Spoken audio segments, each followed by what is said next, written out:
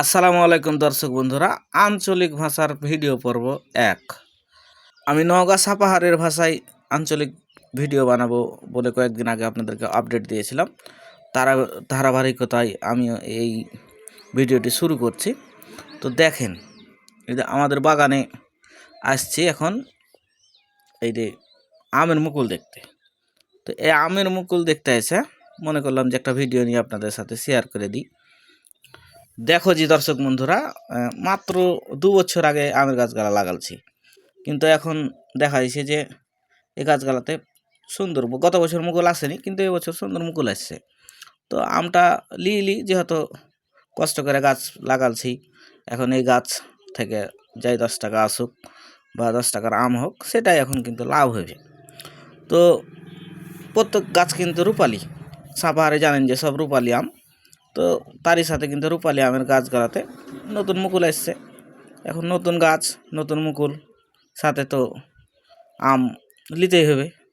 তাই এই মুকুলগুলা না ভাঙে কিন্তু সুন্দরভাবে আম নেওয়ার জন্য কিন্তু আমি মুকুলগুলা রেখে দিয়েছি। তো সিদ্ধান্তটা ঠিক আছে অবশ্যই, নিয়ম অনুযায়ী, যেহেতু এগুলো টেপের গাছ কিনা। আপনারা যারা সাপাহার ঘুরে গেছেন তারা দেখবেন যে সাপাহারের রূপালি আমের গাছগুলো কিন্তু খুব ছোট ছোট গাছ। একটা ২ বছরের ছেলেও কিন্তু এই গাছ থেকে আম পাড়তে পারবে। আর আমের যে স্বাদ, সেটা তো গোটা দেশব্যাপী জানে। তাই ধারাবাহিকভাবে যে ভিডিওগুলো করা দরকার সেগুলো করছি। এখন আঞ্চলিক ভাষায় ভিডিও বানাতে একটু কেমন যেন একটু সমস্যা মনে হয়েছে, তবে ধীরে ধীরে ঠিক হয়ে যাবে। আপনারা একটু সাপোর্ট করে আমার পাশে থাকবেন। বিশেষ করে যারা সাপাহারের আছেন তারা আমাকে একটু সাপোর্ট দিবেন এবং ভিডিওগুলো লাইক কমেন্ট শেয়ার করবেন। খারাপ হলেও সেটা খারাপ বলবেন, ভালো হলেও ভালো বলবেন। এই পর্যন্তই থাকবেন এবং পাশে থাকবেন। তো দেখেন, নতুন গাছে কিন্তু আমের যে মুকুল আসে, মুকুল আসার পরে কিন্তু প্রচণ্ড যত্ন নিতে হয়। তো দেখেন গাছের যে নিচগালা, এগুলো কিন্তু সব ঘাসটা আসলে একবারে বিস্কাট টিস দিয়ে মাইরে সুন্দর করে পরিষ্কার করে কিন্তু গাছে মুকুল আছে, সেই মুকুলগুলা কিন্তু এখনও আমরা ভাঙিনি। আর মুকুলকে আমরা বলি মূল, হ্যাঁ, কিন্তু এখন মূল বললে হয়তো যারা বাইরের দেখছেন তারা চিনবেন কি না, ওই জন্য আমি মুকুল বলছি। তো মুকুলটাও বলা হয়, তবে একটু খুব ভদ্র ভাষা, এটা খুব ভদ্রভাবে বলি। আর এই গাছগুলো বয়স কিন্তু মাত্র ২ বছর, মাত্র ২ বছর বয়সের গাছ।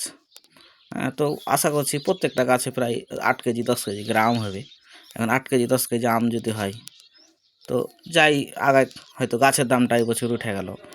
আর এগুলো তো লিজ লওয়া বাগান, আর লিজ লওয়া বাগানে তো বুঝতেই পারছেন যে 10 বছর মেয়াদ, 5 বছর মেয়াদের মধ্যে আপনি যাই করেন, আপনার মেয়াদ হয়ে গেলে গাছ কাটে নিতে হবে। তো সেই অনুযায়ী কিন্তু মুকুলও ভালো আছে, সব কিছুই ভালো আছে। তো আপনারা পরিশেষে একটু আমাকে লাইক কমেন্ট শেয়ার দিয়ে পাশে থাকবেন, এতটুকু আশা ব্যক্ত করছি আপনাদের কাছে। ধন্যবাদ, সবাই ভালো থাকবেন, সুস্থ থাকবেন।